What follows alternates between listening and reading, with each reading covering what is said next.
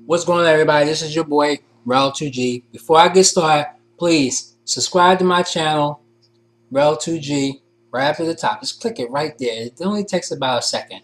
And if you like what you see, there's that like button right down there. Thumbs it up, alright? This is going to be a hot review for Super SmackDown, which was held this past Tuesday night. Alright, Super SmackDown starts off with John Cena trying to summon Alberto Del Rio, the WWE Champion, into the ring.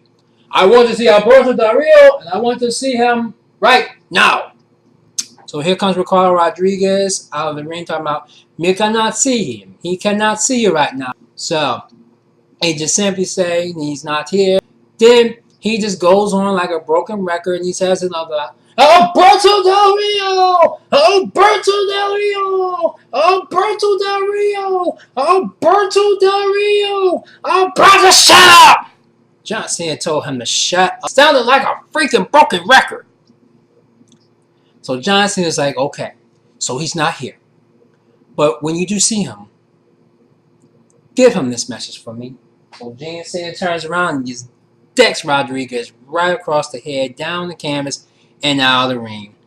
And lucky too, here comes the British guy, Wade Barrett, talking about, "John Cena, you can pick on a small guy like him, why don't you pick on a big guy like me? Remember, I owed you once, and I had you as my personal slave. You did everything I told you to do. Now I'm out here to give you more of a beating." And then John Cena finished hearing his smack, and he simply says, "Yes, you have beaten me, Wade. But get this through your head. You may have made my life miserable, but I am here to get some payback."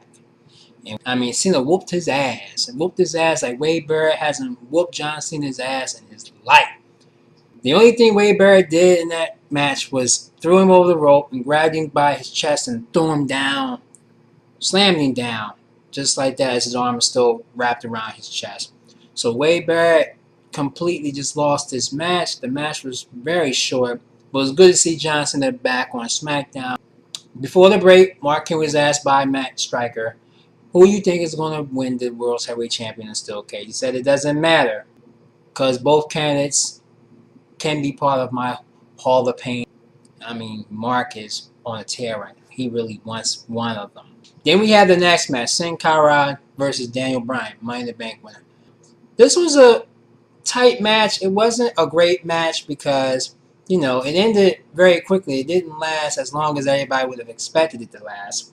And there's some rumors going on right now that this Sin Cara is not the Sin Cara of Money in the Bank, because the finishing move is much different. If you know the finishing move, then I ain't got to explain it. So Sin Cara did beat Daniel Bryan, and Daniel Bryan has been on a losing streak as of late. After he shakes his hand, good sportsmanship, friendship, or whatever, he turns around and he kicks Bryan right across his chest. And Booker T was like, "What the hell?" And I'm like, you think Sin Cara is going to turn heel, or this is a different imposter of Sin Cara to be continued? Then we had the next match, Beth Phoenix and Natalyia, Divas of Doom, square off to face the Divas champion Khali and Alicia Fox. What I couldn't understand about this match is Alicia Fox being Khali's tag team partner, Eve Torres. She should have been in this match, which would have made this match more interesting. Alicia Fox just couldn't take it with Glamazon. She puts her in the Glam Slam, and that pretty much was the match. So I didn't really pay attention to that match. What the hell. Then the best segment of the night before the main event, CM Punk, Triple H, the signing of their match at Night of Champions. They said a lot of stuff. This was a pretty tight promo between both Cerebral Assassin. And I will have to say this. This is going to be a tight one. A very tight match. Because the fact of the matter is, Triple H bent over backwards to get CM Punk to where he's at today. With the shirt, with the theme song, and everything else. But him disrespecting Stephanie himself and his family made this match happen. CM Punk, he doesn't like this new Triple H. He wants the Cerebral Assassin back. And he also simply was saying that, I want WWE to be good again.